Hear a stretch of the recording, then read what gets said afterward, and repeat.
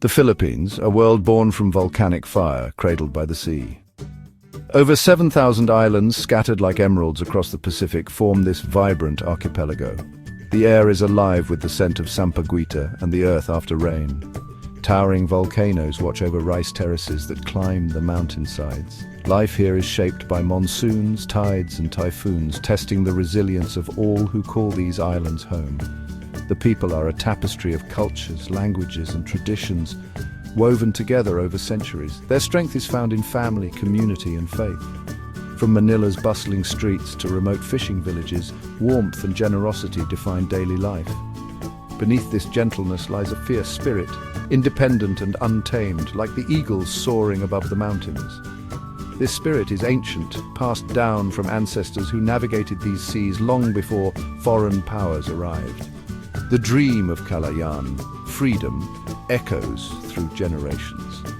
The Philippines is more than a place. It is a living, breathing entity defined by its people's unbreakable bond with the land. To understand the Philippines is to see a nation shaped not by conquerors but by its enduring thirst for self-determination. Here the story of freedom is written in every wave, every mountain and every heart.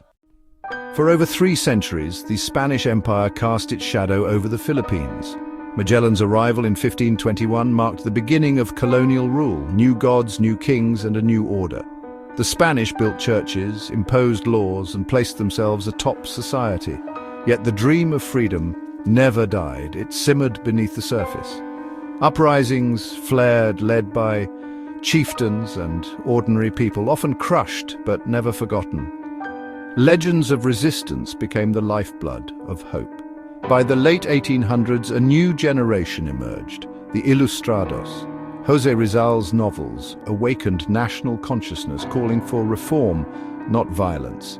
His execution in 1896 ignited the revolution he hoped to avoid. The Katipunan, led by Bonifacio and Aguinaldo, launched the Philippine Revolution. Armed with courage and makeshift weapons, Filipinos fought for a republic of their own. By 1898, they had cornered Spanish forces in Manila. Freedom seemed within reach. The shadow of Spain was finally lifting, but a new power loomed on the horizon.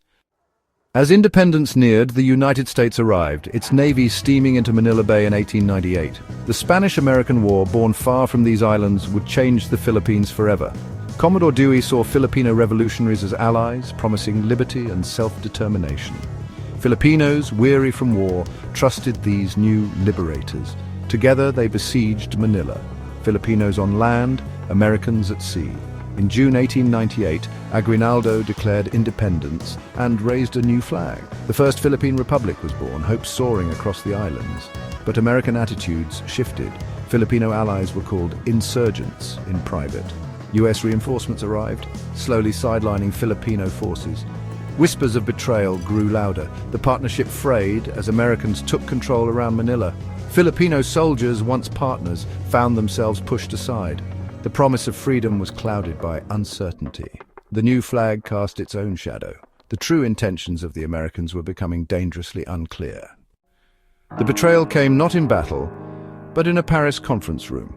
In December 1898, the US and Spain negotiated the fate of the Philippines without a single Filipino present. The Treaty of Paris sold the islands to America for $20 million. The Filipino victory over Spain was erased with a signature. The United States justified its claim with talk of benevolent assimilation, masking economic and strategic ambitions. The promise of liberty was replaced by the reality of empire. Aguinaldo and the First Philippine Republic refused to accept a new colonial master. Trust shattered, hope turned to anger. Tensions in Manila reached a breaking point. Filipino and American soldiers faced each other across uneasy lines. The dream of freedom was slipping away. War was now inevitable. On February 4, 1899, a single gunshot ignited the Philippine-American War. American forces launched a full-scale offensive. The dawn of independence was stolen. Filipino soldiers, led by General Antonio Luna, fought bravely but were outgunned and outnumbered. After devastating defeats, Aguinaldo ordered a shift to guerrilla tactics. The Filipino army melted into the jungles, striking and vanishing. The Americans, frustrated, responded with brutal force. The line between soldier and civilian blurred. Villages became battlegrounds, every civilian a potential rebel. The US adopted a policy of total war, aiming to crush the will of the people. The promise of benevolent assimilation gave way to terror and subjugation. The war was no longer just on battlefields, but in homes and hearts. The struggle for freedom became a fight for survival. The archipelago burned with the fire of a stolen dawn. The American campaign turned the Philippines into a landscape of suffering. Villages were emptied, civilians herded into overcrowded camps where disease and hunger claimed thousands, atrocities mounted, villages burned, food supplies destroyed, torture inflicted. The infamous water cure became a symbol of cruelty. On Samar, General Smith ordered the killing of every male over 10, turning the island into a howling wilderness. The human cost was staggering. Hundreds of thousands, mostly civilians, perished. The war's brutality left deep scars on the nation. For every fallen soldier, countless innocents suffered. The promise of freedom was drowned in blood and sorrow. The archipelago became a wilderness of howling sorrows. The legacy of this war would haunt generations. The cost of empire was measured in lives lost and dreams shattered. The spirit of the people, though battered, endured.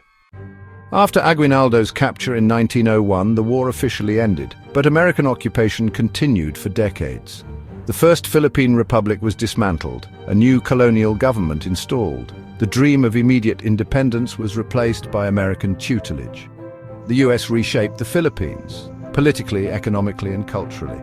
The economy was tied to American interests. The education system taught American values and language.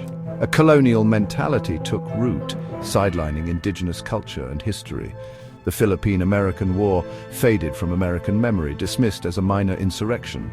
This forgetting is an injustice, erasing the suffering and struggle of millions. Remembering is not about blame, but about honoring the dead and acknowledging the truth. The Filipino spirit, tested but unbroken, remains a testament to the enduring demand for Kalayaan, freedom. The echoes of empire linger, but so does the hope for true self-determination. The story of the Philippines is, above all, a story of resilience.